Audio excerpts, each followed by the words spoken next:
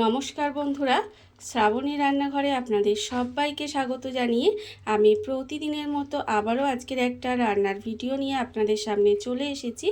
আজকের আমি আপনাদের একটা অসাধারণ স্বাদের বিউলির ডালের রেসিপি বানিয়ে দেখাবো। আশা করি আপনাদের ভালো লাগবে। তার জন্য কিন্তু আমার পুরো ভিডিওটা দেখতে হবে।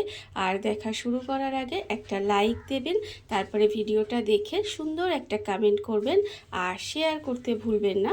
তাহলে চলুন আজকের আমি বিউলির ডালটা কিভাবে বানিয়েছি সেটা আপনারা একবার দেখে নিন।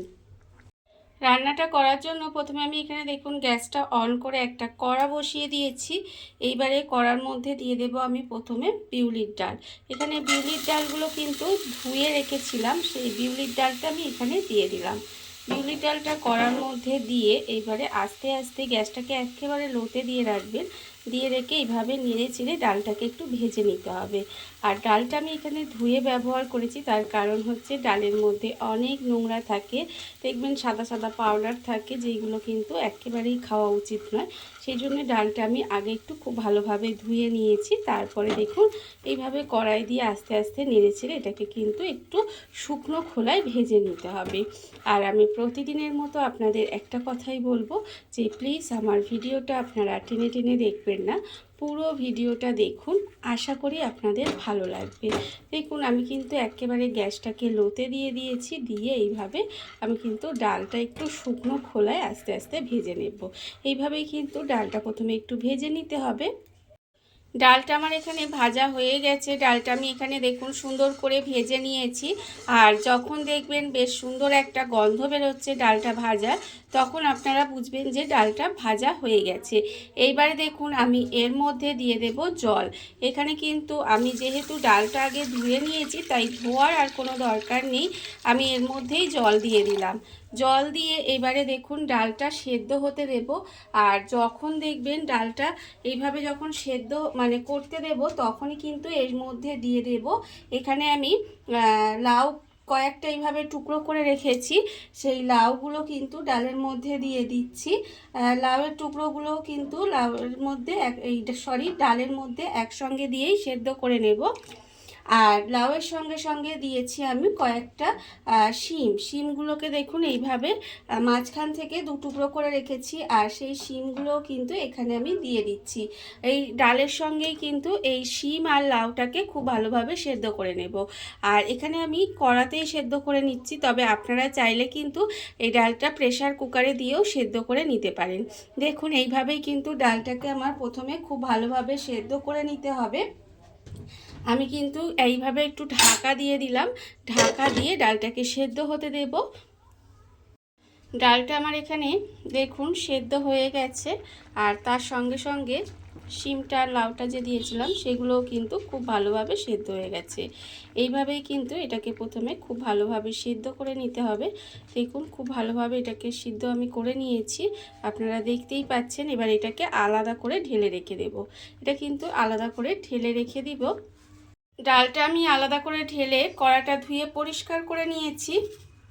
এইবার দেখুন আমি কড়ার মধ্যে দিয়ে দিচ্ছি বেশ কিছুটা মিষ্টি মৌরি দিয়ে দিলাম। মৌরি দিয়ে এবার মৌরিটাকে শুকনো খোলায় একটু এইভাবে নেড়েচেড়ে মৌরিটা ভেজে নেব। মৌরিটাও কিন্তু হালকা আছে সুন্দর করে ভেজে নিতে হবে, যাতে পুড়ে না যায় সেটা কিন্তু লক্ষ্য রাখবেন।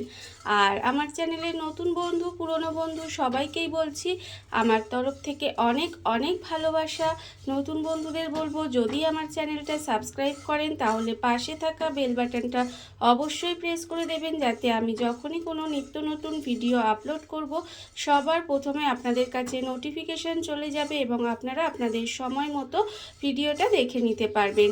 আর পুরনো বন্ধুদের বলবো এইভাবে আমার পাশে থাকার জন্য, আমাকে এগিয়ে যেতে সাহায্য করার জন্য আপনাদের অসংখ্য অসংখ্য ধন্যবাদ। দেখুন আপনাদের সাথে কথা বলতে বলতে মৌরিটা কিন্তু এখানে হালকা করে আমি খুব সুন্দর করে ভেজে নিয়েছি। আর এখানে ভাজা হয়ে গেছে। এবার এটাকে আমি আলাদা করে নামিয়ে এটাকে একটু গুঁড়ো করে নেব। এটাকে কিন্তু আলাদা করে নামিয়ে একটু গুঁড়ো করে নিতে হবে। মৌরিটা আমি আলাদা করে ঢেলে গুঁড়ো করে নিয়েছি। আর কড়াই দেখুন এবার রান্নার জন্য দিয়ে দিচ্ছি সর্ষের তেল। এখানে কিন্তু সর্ষের তেল দিয়ে দিলাম। দিয়ে তেলটাকে প্রথমে খুব ভালোভাবে একটু গরম করে নেব। আর এই যে দেখছেন গরমকাল প্রায় পড়েই গেছে, আর এই সময় কিন্তু এই যে বিউলির ডালের রেসিপিটা আমি আপনাদের দেখাচ্ছি, এটা কিন্তু খেতে ভীষণই ভালো লাগে, ভীষণই হালকা একটা রান্না, কম তেল মশলায় রান্না, অথচ টেস্টি একটা রান্না। এইভাবে আপনারা যে কোনো দিনে কিন্তু বানিয়ে দেখতে পারেন। আমি আশা করছি যে আপনাদের কিন্তু ভীষণ ভীষণ ভালো লাগবে। দেখুন তেলটা কিন্তু এখানে সুন্দর করে গরম হয়ে গেছে, আর যখন তেলটা গরম হয়ে যাবে তখন আমি এর মধ্যে দিয়ে দিচ্ছি, দেখুন একটা তেজপাতা তেলের মধ্যে দিয়ে দিলাম। আর দেব আমি এখানে শুকনো লঙ্কা, দুটো শুকনো লঙ্কা এইভাবে একটু ভেঙে রেখেছি, আর সেই শুকনো লঙ্কাটাও কিন্তু এর মধ্যে দিয়ে দিলাম। শুকনো লঙ্কাটা একটু তেলের মধ্যে এইভাবে তেজপাতা আর শুকনো লঙ্কাটা সুন্দর করে ভেজে নেব। এটা কিন্তু একটু ভেজে নিতে হবে। তেজপাতা আর শুকনো লঙ্কাটা এখানে দেখুন আমি কিন্তু ভেজে নিয়েছি, আর যখন এটা এইভাবে ভাজা হয়ে যাবে তখন কিন্তু আমি এর মধ্যে দিয়ে দেব খুব সামান্য চিটে ফোঁটা একটুখানি হিং ফোড়ন দিলাম। ফোড়ন দিয়ে এটাকে কিন্তু একটু ভেজে নেব, তবে খুব বেশি পুড়িয়ে ফেলবেন না, তাহলে কিন্তু হিংয়ের ফ্লেভারটা পাওয়া যাবে না, আর তখন খেতে ভালো লাগবে না। এবার হিংটা একটু ভেজে এর মধ্যে দিয়ে দিলাম আদা বাটা দিয়ে এবারে আমি এর মধ্যে দিয়ে দেব নুন। এখানে কিন্তু আন্দাজ মতো নুনটা দিয়ে দেব, আর আদাটা দিয়ে নুনটা দিয়ে দিলাম, তার কারণ আদাটা দেখবেন ছিটকায়, সেটা কিন্তু আর ছিটকাবে না। এবার আদাটা দিয়ে তেলের মধ্যে জাস্ট একটুখানি এইভাবে নেড়ে চেড়ে নেব। এইভাবে একটু তেলের মধ্যে আদাটাকে দিয়ে নেড়ে চেড়ে নিতে হবে। ভীষণই সহজ একটা রান্না, অথচ খেতে কিন্তু ভীষণই সুন্দর হয়। বিশেষ করে এটা কিন্তু গরম ভাত দিয়ে খেতেই বেশি ভালো লাগে। আদাটা নেড়ে চেড়ে একটু ভেজে নিলাম, যখন একটু খুব বেশি ভাজার দরকার নেই, তাহলে কিন্তু আবার তিতো হয়ে যাবে। একটু নেড়ে চেড়ে ভেজে নিয়েছি। এইবার আমি এর মধ্যে দিয়ে দেবো, দেখুন এই যে ডালটা আমি এখানে সেদ্ধ করে রেখেছিলাম, সেই ডালটা কিন্তু এর মধ্যে দিয়ে দিলাম।